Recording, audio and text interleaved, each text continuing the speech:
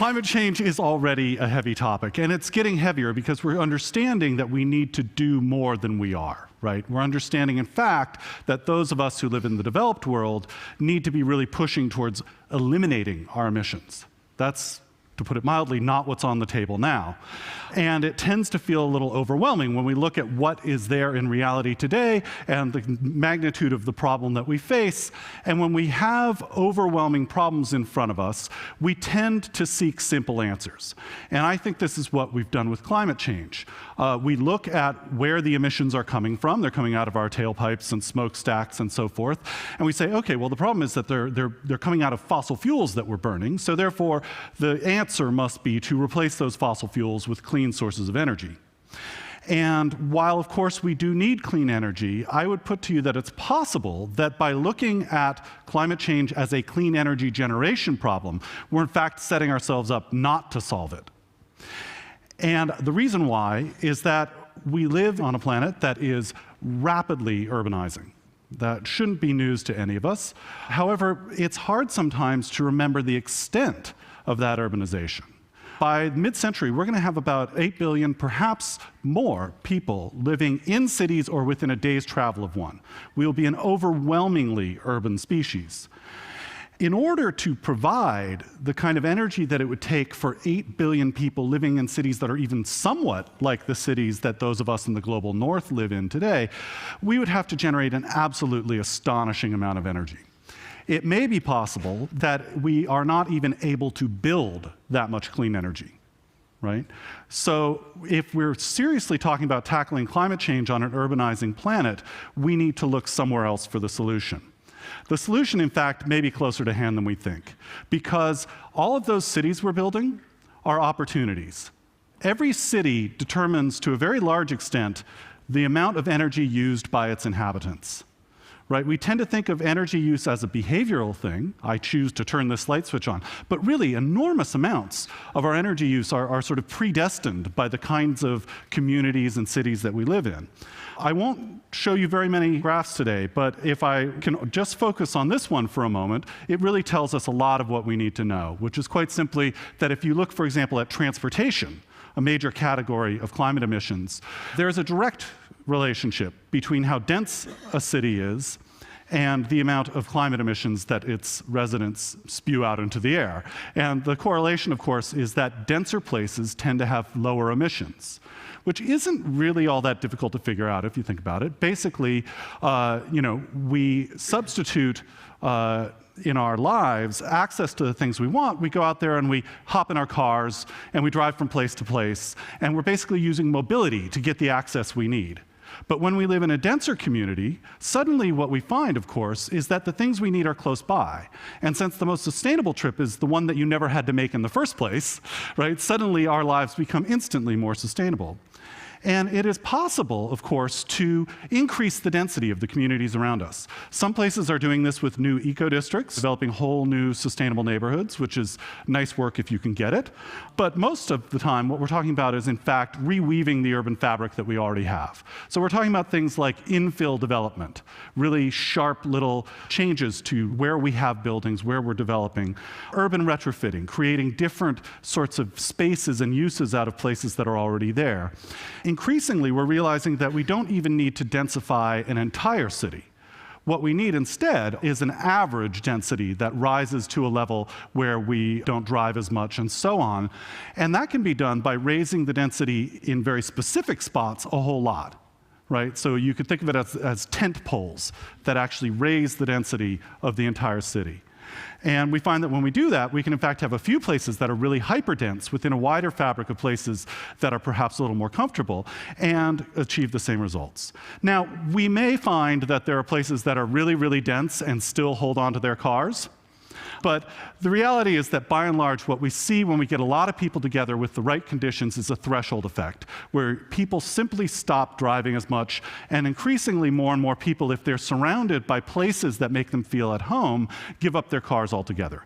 And this is a huge, huge energy savings, because what comes out of our tailpipe is really just, the beginning of the story with climate emissions from cars. We have the manufacture of the car, the disposal of the car, all of the parking and freeways and so on. When you can get rid of all of those, because somebody doesn't use any of them really, you find that you can actually cut transportation emissions as much as 90%. And people are embracing this. All around the world, we're seeing more and more people embrace this sort of Walkshed life. People are saying that it's moving from the idea of the dream home to the dream neighborhood. And when you layer that over with the kind of ubiquitous communications that we're starting to see, what you find is, in fact, even more access sort of suffused into spaces. Some of it's transportation access. This is a magnificent map that shows me, in this case, how far I can get from my home in 30 minutes using public transportation.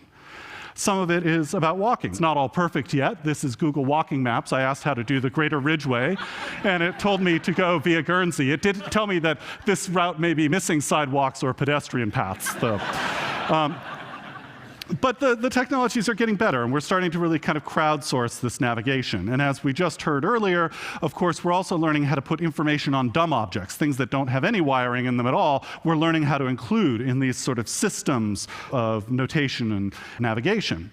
Part of what we're finding with this is that what we thought was the major point of manufacturing and consumption, which is to get a bunch of stuff, is not in fact how we really live best in dense environments. What we're finding is that what we want is access to the capacities of things.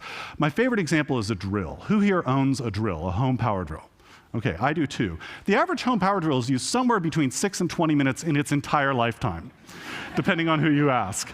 And so what we do is we buy these drills that have a potential capacity of thousands of hours of drill time, use them once or twice to put a hole in the wall and let them sit, right? Our cities, I would put to you, are stockpiles of these surplus capacities. And while we could try and figure out new ways to use those capacities, such as cooking or making ice sculptures or even a mafia hit, what we probably will find is that, in fact, turning those products into services that we have access to when we want them is a far smarter way to go. And in fact, even space itself is turning into a service. We're finding that people can share the same spaces, do stuff with vacant space. Buildings are becoming bundles of services, right? So we have new designs that are helping us take mechanical things that we used to spend energy on, like heating, cooling, et cetera, and turn them into things that we avoid spending energy on. So we light our buildings with daylight. We cool them with breezes. We heat them with sunshine. In fact, when we use all these things, what we found is that in some cases, energy use in a building can drop as much as 90%, which brings on another threshold effect I like to call furnace dumping, which is quite simply, if you have a building that doesn't need to be heated with a furnace, you save a whole bunch of money up front. These things actually become cheaper to build than the alternatives. Now, when we look at being able to, slash our product use, slash our transportation use, slash, our building energy use, all of that is great, but it still leaves something behind. And if we're going to really truly become sustainable cities, we need to think a little differently. This is one way to do it. This is Vancouver's propaganda about how green a city they are. And certainly lots of people have taken to heart this idea that a sustainable city is covered in greenery. So we have visions like this, we have visions like this, we have visions like this. Now, all of these are fine projects, but they really have kind of missed an essential point, which is it's not about the leaves above, it's about the systems below. Do they, for instance, capture rainwater so that we can reduce water use? Water is energy intensive. Do they perhaps include green infrastructure so that we can take runoff and water that's going out of our houses and clean it and filter it and grow urban street trees? Do they connect us back to the ecosystems around us by, for example, connecting us to rivers and allowing for restoration? Do they allow for pollination? Pollinator pathways that bees and butterflies and such can come back into our cities? Do they even take the very waste matter that we have from food and fiber and so forth and turn it back into soil, right? And sequester carbon, take carbon out of the air in the process of using our cities? I would submit to you that all of these things are not only possible, they're being done right now. And that it's a darn good thing. Because right now, our economy, by and large, operates, as Paul Hawkins said, by stealing the future, selling it in the present, and calling it GDP. And if we have another 8 billion, or 7 billion, or 6 billion even people living on a planet where their cities also steal the future, we're going to run out of future really fast. But if we think differently, I think that, in fact, we can have cities that are not only zero emissions, but have unlimited possibilities as well. Thank you very much.